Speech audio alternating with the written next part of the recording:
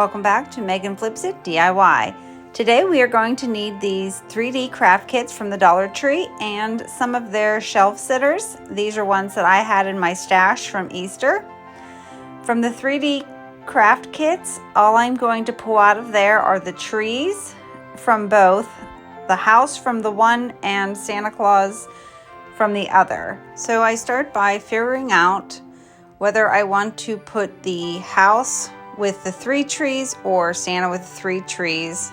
I did end up liking the house with the 3 trees, and I just set those in there to kind of get the idea. Now I do pull out the candy canes thinking I would use those, but I decided not to and set those aside. To start, I give Santa's hat, coat, and pants a good coating of the Apple Barrel red apple paint. Because of the amount of time it took me to paint around all of the small details, I did speed this up to 4 times faster than I normally paint.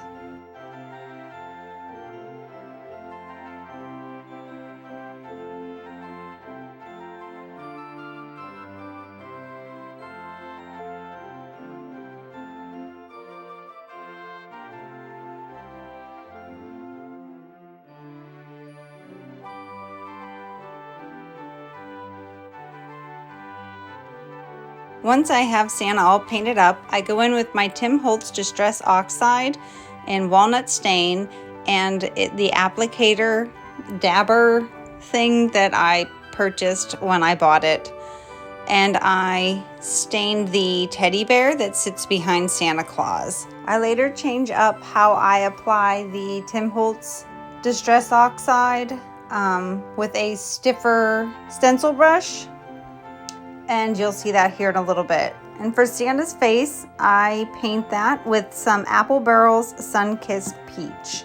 Once the face is done, I go in with my Sharpie paint marker in black, and I dot his eyes so he can see, and I also dot the teddy bear's eyes, nose, and his mouth.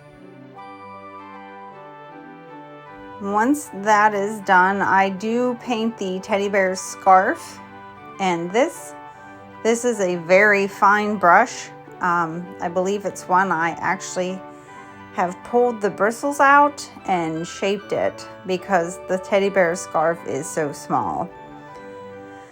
I'm still using that applicator dabber thing for the Distress Oxide. But you'll see here in a little bit, I'll be changing that out. And then I use my Sharpie paint marker in black to do Santa's mittens and boots. Then I go in with this puffy paint. I believe I got this puffy paint at Walmart. And I did his fluff and ball on his hat and the fluff that goes around his wrist. Santa's wrist, I'm sorry. And then I go in and I do Santa's beard and mustache with the puffy paint as well. Oh, and then I added a little bit of snow there at the bottom. And you'll see later, I didn't entirely, because I was very impatient, I didn't let Santa and the teddy bear completely dry, and the puffy paint absorbed some of the red paint and the Distress Oxide. So I end up going in and painting that later with some of Apple Barrel's Snow White, and you'll see that here in a little bit. Then I take my Distress Oxide dabber and the walnut stain, and I go in and cover the house with the little shed there on the side. And this is where I bring in my stiff bristled stencil brush, and I do the trunks of the trees. The stiff bristled stencil brush made applying the Distress Oxide a lot easier and more even. So I only wish I would have switched sooner. Then to paint the trees, I go in with Apple Barrel's Arbor Green, and I paint up the trees. And if you notice, what I ended up doing was going down too far, and I ended up covering the trunk on that. To resolve it, I just flipped over my trees to the back side and redid them. So if you decide you're going to do this project and you do the same thing that I did and you mistakenly get out of control with painting your trees and go wild and get it on the trunk, you can always flip it over because there's another blank slate on the other side. So once I get the trees all painted up, I set them off to the side to dry. Then I go in with the Apple Burl Red Apple paint once again, and I paint the chimney on the house. And then I take my black Sharpie paint pen and I paint the roof. I just seem to be having such a terrible time saying words today. Once I get the roofs painted on the house and the shed, I go in with more of the puffy paint to add snow. Now, this was before I had realized, if you look at the Santa Claus and the bear, you can't see the snow on the bottom. I hadn't quite realized yet that the puffy paint was absorbing the Distress Oxide and the paint, which you can't really tell, but the snow where the red suit is a little bit pink. But the trees were dry, and I did go in with the puffy paint on the trees to give them a snow dusted look. And I have to say, I've never been one to use puffy paint. I remember in the 80s when we made shirts using the puffy paint. But I really like it for crafting and using it to make snow on the winter and Christmas decor pieces that I'm making. It just has a tiny bit of gloss to it, which isn't terrible. And if it was a lot of it and you didn't want the gloss, once it was completely dry, which it takes about 24 hours, you could always go in and hit it with the matte Mod Podge, and that would cut the gloss off of it. So, I mean, there's always that option. So if you don't like to work with the puffy paint because of the gloss, that is something you can do extra. You still get the look of the snow, but you don't have the gloss. So I don't know if they make puffy paint in matte, but that's an option. If they don't, I don't really know because I don't do a lot with puffy paint, like I said.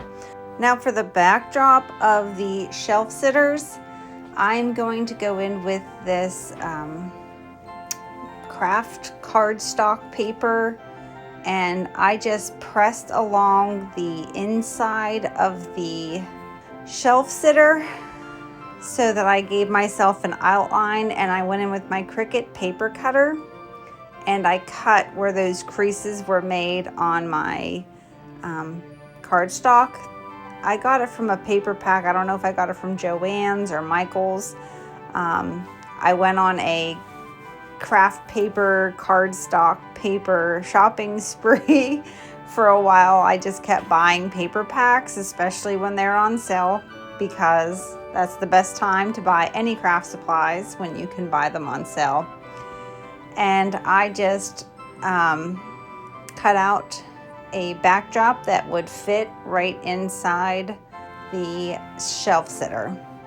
Once those are all cut and ready to go, I take the shelf sitters and Apple Barrel's Snow White paint to paint the outside edge and the inside edge, so that whenever I put the cardstock paper in for the backdrop, all of the brown from the back of the shelf sitters will be covered, and it'll have a much more cleaner and put together look.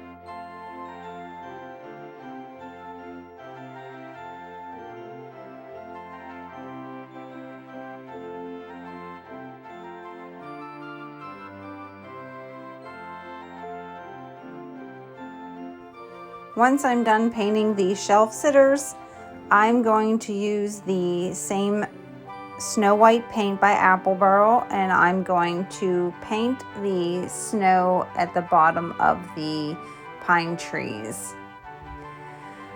I think this is where I realized that the puffy paint on Santa and the house has changed colors, and then I end up going in with the Snow White Apple paint and painting the puffy paint. Now, the puffy paint takes 24 hours to set up. There I'm showing you how it turned brown. But it was set up enough that I could go in with a soft paintbrush and paint over top of the puffy paint to give it that more crisp, snowy look. And I set those off to the side. Once the shelf sitters are dry, I go in with my Elmer's purple glue. I put it not only on the cardstock paper, but I also put it on the area that I'm adhering the craft paper to. It gives it a better hold and it holds a lot faster, and I believe it just makes for a stronger hold.